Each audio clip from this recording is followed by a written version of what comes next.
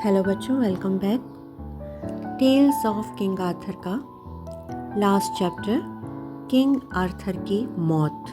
आज हम इसको रीड करेंगे और उसका पहला टॉपिक है एक खौफनाक नज़ारा। सर लोकान और सर बेरीवर ने बादशाह को थामा और उसे लेके एक तारीक झील के किनारे दूर एक छोटे से चर्च तक ले गए। जब बादशाह वहाँ पहुँचा तो उसने वहाँ कुछ देर आराम किया। फिर उन्होंने बहुत से लोगों के चीखने की आवाज़ सुनी। बादशाह ने कहा, सर लोकान जाओ देखो ये शोर किस बारे में है। सर लोकान आहिस्ता आहिस्ता बाहर निकला क्योंकि वो खुद बहुत बुरी तरह ज़ख्मी था। रात का वक्त था, उसे अंधेरे में मुश्किल से देखना पड़ रहा था कि हो क्या रहा है। चांद बादल के पीछे से निकला। वहाँ मैदान जंग में सर लोकान ने एक ऐसा नज़ारा देखा जिससे उसका खून तक ठंडा हो गया। सैकड़ों मर्द और औरतें इधर उधर भाग रहे थे। मुर्दा नाइट से उनके जेवरात जर्रा बख्तर लूट रहे थे। उन्होंने जो भी नाइट ऐसा देखा जो मरा हुआ नहीं था, उन्होंने पहले उसको मारा और फिर अपना खौफनाक काम करते हुए आपस में लड़ रहे थे, झगड़ रहे थे, लूट मार कर रहे थे। जब सर लोकान ने ये बात देखी तो जितनी जल्दी हो सका बादशाह के पास वापस आया और उसने जो कुछ देखा था उसे बता दिया। मेरी बात सुने मेरे लॉर्ड आर्थर, उसने कहा, बेहतर होगा कि हम आपको किसी शहर में ले जाएं जहां आप महफूज रहें। बादशाह राज़ी हो गया। फिर दोनों नाइट्स ने बादशाह को उठाने की कोशिश करी, एक ने एक तरफ से दूसरे ने दूसरी तरफ से। ताहम बादशाह को इस कदर चोटें लगी हुई थी कि जब उन्होंने उसे उठाया तो वो दर्द से बेहोश हो गया। सर लोकान को भी इतनी चोट लगी थी कि वो भी बेहोश हो गया। बादशाह को उठाने की कोशिश करना उसके लिए बहुत ज़्यादा था। वो फर्श पे गिर गया और जल्द ही मर गया। बादशाह ने कहा, अफसोस, ये देख के मुझे दुख हुआ कि इतना अच्छा नाइट जो मेरी मदद करने की कोशिश कर रहा था, मैं उसको मरते हुए देखूं। इसे मुझसे ज़्यादा मदद की ज़रूरत थी। फिर सर बेरीवर रोने लग गया क्योंकि सर लोकान उनका कज़न था। बादशाह ने कहा, अभी रोने का वक्त नहीं है क्योंकि मुझे लगता है मैं इस दुनिया में अब ज़्यादा देर नहीं रहूँगा। कुछ ऐसा है जो करना बहुत ज़रूरी है। गुड सर बेरीवर, मेरी तलवार एक्सकैलिबर को झील के किनारे ले जाएं और उसे पानी में बहुत दूर तक फेंक दें। मेरे आका, जैसे आप कहेंगे मैं वैसा ही करूँगा, सर बेरीवर ने कहा। नेक्स्ट टॉपिक है तलवार वापस आ गई। सर बेरीवर तलवार लेके अंधेरी झील की तरफ निकल गया। जाते जाते उसकी नज़र तलवार पे पड़ी। ये एक खूबसूरत हथियार था जो चमकदार रंग के पत्थरों से ढका था। उसने देखा कि हैंडल सोने का था। उसने अपने आप से कहा, अगर मैं इस कीमती तलवार को पानी में फेंक दूँ तो इससे किसी का भला नहीं होगा। शायद बादशाह का ये मतलब ना हो कि मैं इसे फेंक दूँ। उसने एक्सकैलिबर को एक दरख्त के नीचे छुपा दिया और वापस आ गया। जब वो वापस आया तो उसने बादशाह को बताया कि जैसा आपने कहा था मैंने वैसे ही कर दिया। जब तुमने तलवार पानी में फेंकी तो क्या देखा झील में? बादशाह ने पूछा। मैंने अंधेरी लहरों को देखा और हवा चल रही थी पानी के उस पार, सर बेरीवर ने जवाब दिया। बादशाह ने कहा, तुम मुझसे सच नहीं कह रहे हो। बराए करम वापस जाओ और जैसा मैंने कहा वैसा ही करो।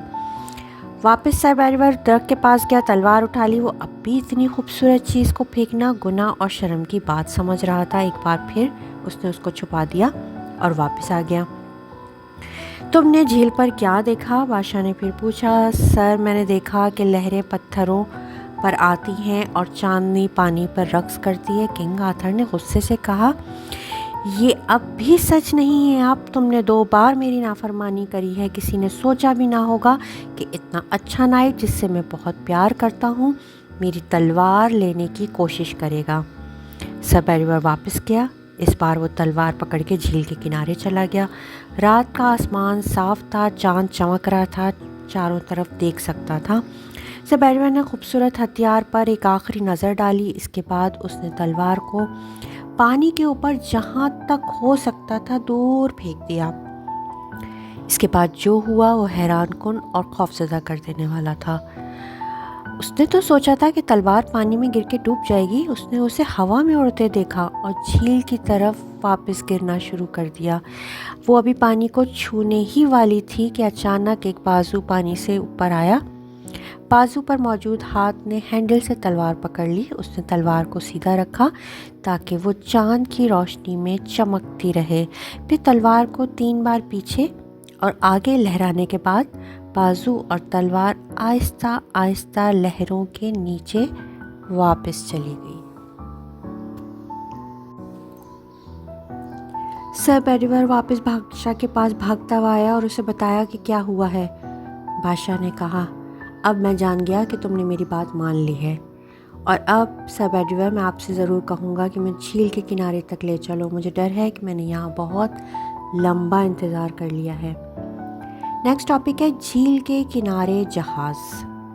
پانی کے کنارے پر انہوں نے ایک جہاز کو انتظار میں کھڑے پایا، اس میں بہت سی عورتیں تھیں، ان میں 3 ملکائیں بھی تھیں، وہ سب سیاہ لباس میں پہنے ہوئی تھیں اور سر ڈھانپے ہوئے تھیں۔ جب انہوں نے سر بیڈیور کو کنگ آرتھر کو اپنے پاس ساتھ لاتے ہوئے دیکھا تو وہ رو پڑے اور زور زور سے رونے لگے۔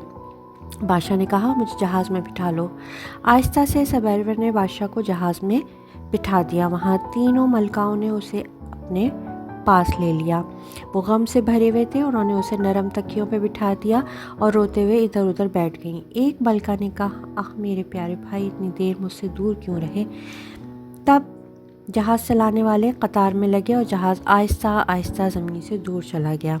جب سر بیڈیور نے دیکھا کہ وہ اس کے بغیر جا رہے ہیں تو اس نے پکارا، میرے لارڈ آرتھر، میں کیا کروں؟ تم مجھے یہاں میرے دشمنوں کے درمیان اکیلا کیسے چھوڑ کر جا سکتے ہو؟ بادشاہ نے نرمی سے کہا، اداس نہ ہو، سب ٹھیک ہو جائے گا، مجھ پہ بھروسہ نہ کرنا، مجھ پہ تم بھروسہ کرنے کے لیے اب تمہارے پاس کچھ نہیں ہے، مجھے واپس وہیں جانا ہے جہاں سے میرا تعلق ہے، مجھے ایولون کی سرزمین، خوابوں کی سرزمین پہ جانا چاہیے۔ اگر تم نے میری کوئی بات نہیں سنی تو خدا سے میرے روح کے لیے دعا کرو۔ اس وقت ملکہ اور عورتیں روتی رہیں، وہ اس قدر زور زور سے چیخے کہ سر بیڈیور کا دل رحم سے بھر گیا۔ اس نے انہیں جھیل کے اس پار آہستہ آہستہ اندھیرے میں جاتے ہوئے دیکھا، وہ اسے اس درد کی دنیا میں اکیلا چھوڑ کے جا رہے تھے۔ آخرکار جب وہ جہاز کی دیکھنے کے نہ نظر آیا، اس کو جہاز اس کی آنکھوں سے اوجھل ہو گیا تو اس کی آنکھوں سے آنسو بارش کی طرح گرنے لگے۔ آہستہ آہستہ وہ جنگل میں چلا گیا۔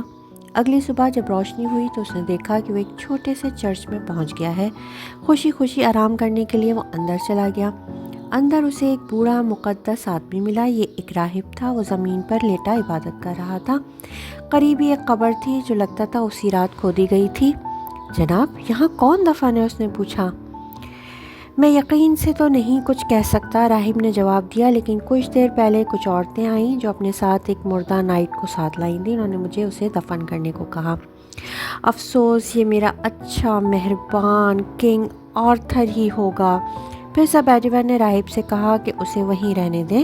انہوں نے کہا، میں زندگی بھر اس جگہ کو کبھی نہیں چھوڑوں گا، میں یہیں رہوں گا اور خدا سے اپنے اچھے بادشاہ آرتھر کی روح اور اس کے بہادر نائٹس کی شاندار رفاقت کے لیے دعا کرتا رہوں گا۔ اس کے ساتھ ہی یہ ناول اختتام پذیر ہوتا ہے۔ تمام 12 چیپٹرز آسان اردو میں آپ سب کو سمجھانے کے لیے پڑھے گئے۔ امید ہے کہ آپ کو یہ پسند آئیں گے۔